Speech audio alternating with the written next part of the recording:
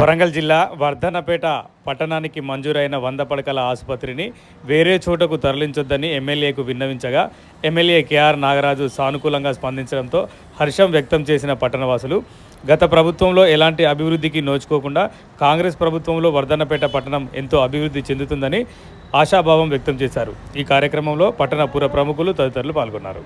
వర్ధన్నపేట గ్రామ పట్టణ ప్రజల తరపున మొన్న మనందరం కూడా కలిసి వర్ధన్నపేటలోనే ప్రభుత్వ 100 పడకల ఆసుపత్రిని ఏర్పాటు చేయాలనే ఉద్దేశంతో మనందరం కూడా వర్ధన్నపేట ప్రజలందరూ కూడా స్థానిక శాసనసభ్యులు నాగరాజు గారిని కలవడం జరిగింది. వారు దానికి సానుకూలంగా స్పందించి వర్ధన్నపేట ప్రజల యొక్క ఆర్తనాదాన్ని విని మీరు చెప్పింది నిజమే అని గ్రహించి వారు తప్పకుండా ఈ యొక్క 100 పడకల ఆసుపత్రిని వర్ధన్నపేటలోనే పెడతామని వారు హామీ ఇవ్వడం జరిగింది.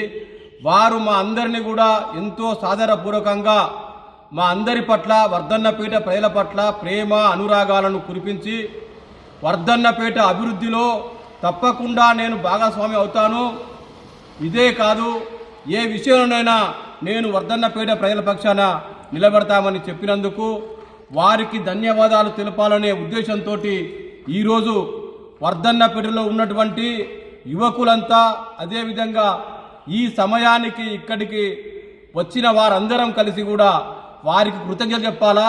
ఎమ్మెల్యే గారు సానుకూలంగా స్పందించి వర్ధన్నపేటకు ఆసుపత్రిని చేస్తానన్నందుకు వారికి సంఘీభావం తెలపడం కోసం ఈరోజు ఈ యొక్క పత్రికా సమావేశాన్ని ఏర్పాటు చేయడం జరిగింది.